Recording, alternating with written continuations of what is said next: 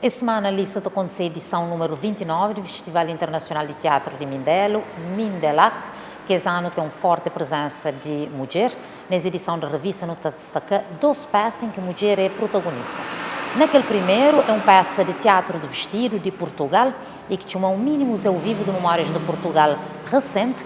Encenadora e intérprete é uma mulher, Joana Craveiro, onde que aborda fatos marcantes de história de Portugal no século XX, incluindo guerras de libertação de antigas colônias na África. A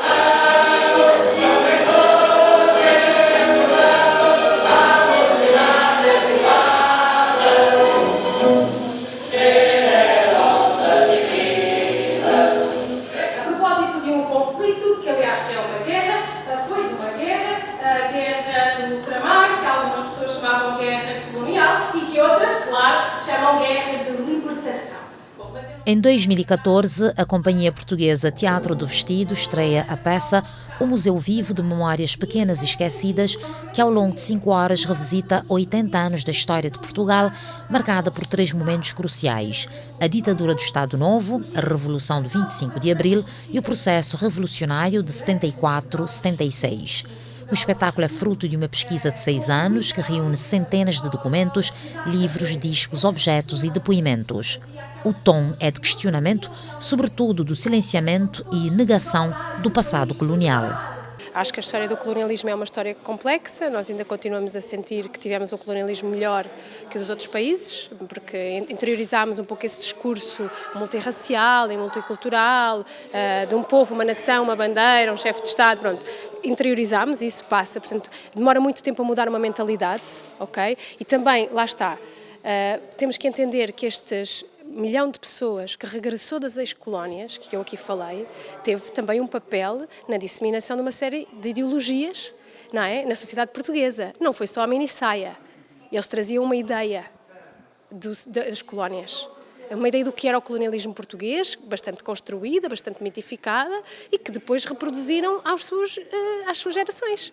Eu já fiz um espetáculo sobre isso, chama-se Filhos do Retorno, portanto eu lidei também com essas memórias, com as memórias que são passadas dentro das famílias, sem questionar ou questionando pouco, ou, portanto, de modo que sim, há diferentes histórias veladas dentro da história portuguesa. Para o Festival Mindelact, a encenadora e atriz Joana Craveiro traz uma versão mais curta de 1 hora e 45 minutos, a que chama de um mini museu vivo de memórias do Portugal recente, onde acrescenta fatos relacionados às lutas de libertação das antigas colónias portuguesas. A única coisa que eu falava de Cabo Verde, para além de falar, não era a única, eu falava bastante de Amílcar Cabral, já originalmente, e do Tarrafal, mas, por exemplo, todos os outros discos que nós, entretanto, adquirimos, e livros, e eu trazer a história da Dúnia, isso tudo foi preparado para aqui. É por isso, isto é uma estreia realmente, porque eu mexi completamente na estrutura da peça, para conseguir trazer alguma coisa que eu conseguisse trazer, porque não é fácil trazer todo este cenário e tudo, portanto, enfim, tive que criar aqui uma versão diferente do trabalho, não é? E também, ao mesmo tempo, adicionando-lhe novas partes que sublinhassem a história de Cabo Verde. Portanto, todo este trabalho foi quando eu estive cá em setembro, que eu entrevistei esta senhora que falava de Ribeira Bote, ou ela e outras pessoas, depois acabou por ficar mais o testemunho dela como mais prevalecente, mas isso tem a ver com que a peça não é sobre Cabo Verde. Não é? Então também eu não queria tomar essa palavra que acho que não me pertence. Portugal é apresentado como um país que se pretende de brandos costumes e prefere esquecer as práticas de tortura, apesar de toda a documentação existente. As memórias da repressão são também memórias muito complexas, porque Portugal tem uma construção mitificada sobre quão gentil e grandes costumes, isso tudo tem, não é? Então, quando se lê aqueles relatos da PIDE horrendos, daquelas torturas horríveis, que nós éramos realmente exímios, a termos melhor que a CIA na tortura do sono, isso está escrito e está documentado, não é?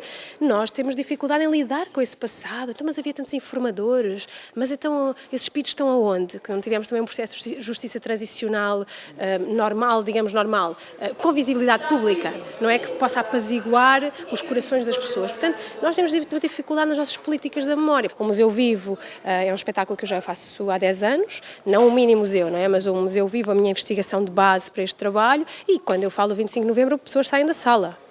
Eu acho isso para mim é muito interessante, porque para mim tudo o que acontece com o público faz parte, não é? Portanto, tem pessoas que se levantam e que se ausentam porque não querem ouvir ou não querem estar a mexer nessa história muito atribulada.